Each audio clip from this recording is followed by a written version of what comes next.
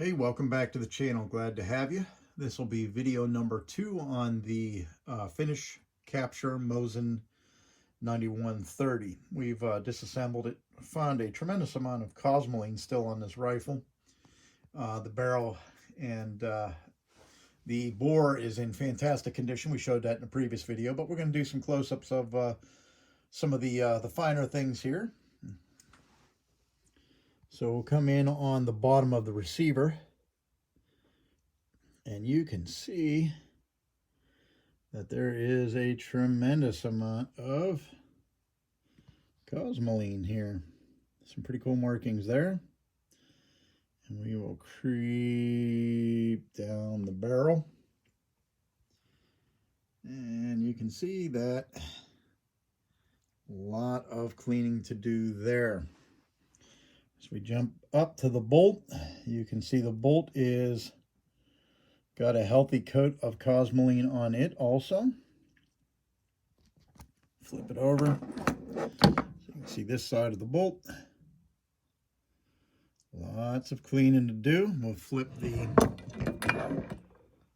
barrel over here. A lot of cosmoline in there. A lot inside the bore there. Look at that below the bore line, or below the wood line there. Right below the SA marking there for the Finnish Army.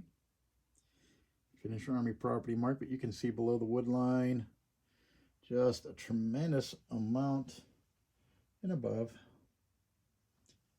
just a tremendous amount of cosmoline there.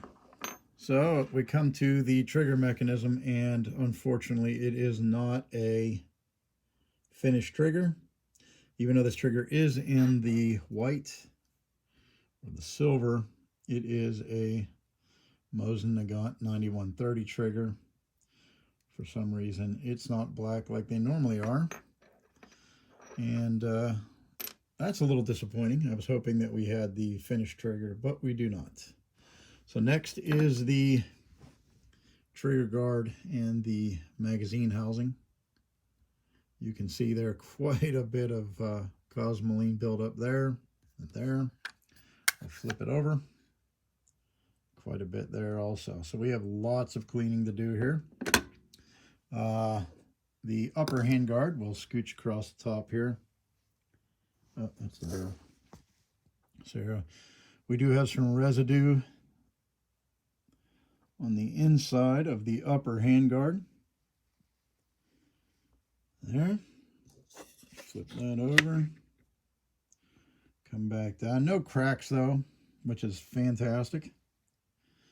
It's a good looking handguard there. Now, last but not least, as we make room for it, we have the stock. And you can see right off the bat that we've got a lot of funk and cosmoline and just age on this stock. You can see here we have a little buildup in the back of the stock there that's going to need to be cleaned out. A little bit down in there. Overall, though, not too horribly bad. As we transition down the stock, no cracks. So that is very good news. And we will do a side view of the stock, starting from this end here. Lots of wear, lots of character, but overall, this way in very, very good condition. I kind of like the character that it's showing. We'll flip it over. Here's the opposite side, coming back. Again, lots to clean up. Got a gouge there.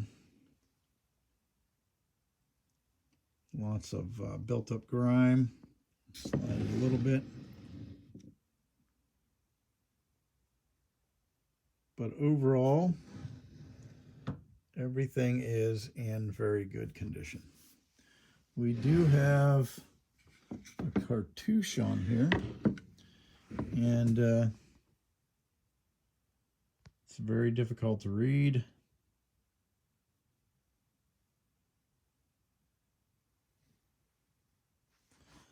Yeah. There we go. That's probably the best angle for it. I'll do some research and see if I can't match that up to something that makes sense, but we do have a cartouche on the stock. It's heavily worn. But overall, I think we're good to go. You know, all the accessories and bolts and everything is in very good condition. We just have lots of cleaning to do. So this is the rifle disassembled. Wanted to share that with you guys. The next time you see this here in one frame, we will have it clean and reassembled. So we'll see you back here in a minute. We're not going to bore you with the cleaning process. We're back just like that. We have cleaned the rifle. We did a general cleaning. All metal parts we scrubbed with some Dawn soap and water, and then gave it a good coating with oil. Scrubbed it down, got all that cosmoline off, and the stock and other wood parts we sprayed down with oil and gave a good rub down and got a lot of grime off. But the stock is not going to be complete until we can get some really fine steel wool, and we'll take some linseed oil and we will rub that stock down a little more and get some more of that grime off of there. But we were able to restore some of that sheen and get some of that funk off of there. It's kind of hard to tell because she was filthy, but not too bad. So let's pan all the way down to the end of the barrel there. Let's come back over to the receiver area, and you will see that a lot of that grime that you could see has been removed, especially inside the chamber here. You can see that we have done quite a bit of cleaning in there. The bolt, scrubbed that down, did quite a bit of cleaning on the bolt. And on the rear sight there, all cleaned up, looking pretty good. Really happy with that right now. Looking really nice. We'll go ahead and flip it over so you guys can look at the other side. Again, there's that cartouche. There's that cartouche. And it's really difficult to make out. Let's flip her over. I'll show you. Here we are. Zoom in at the front of the stock there. There's our import mark. We got rid of a lot of that funk. You can see that the wood is starting to come back. A little steel wool and some linseed oil, and I think that'll work some wonders. You can see that rear sight looks pretty good. All that grime that was built up there on the metal to stock wood line has been removed. Zoom in on our SA marking there. 5736 on the receiver, 5736 on the barrel, and 5736 on the bolt action. Those all match. Trigger guard had a ton of cosmoline buildup down here. We'll get into that a little more, but the cosmoline's all gone. Just we got a little bit of buildup there. Looks like a light coating of what would have been rust, but the cosmoline's gone. So, looking good. Coming all the way back into the shot of the bolt. And the buttstock. Lots of scrubbing to be done back here with that steel wool, like I said. But overall, she really looks good. I thought you guys would enjoy this. The second installment on the Finish Capture Mosin 9130. She's a lot cleaner than what she was. We'll come back around so you can look inside the breech there. Nice and clean compared to how it was. It was absolutely grimy with really old cosmoline. Not too bad now though. Looks pretty good.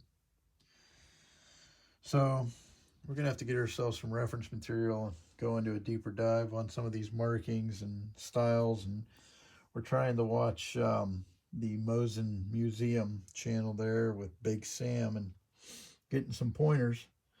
We've even reached out to him with an email concerning the PR letters right here underneath the date. Let's see what significance those are, if any. But we're cleaned up and we're ready for the next step. The next step will be functionality and accuracy out at the 50-yard range.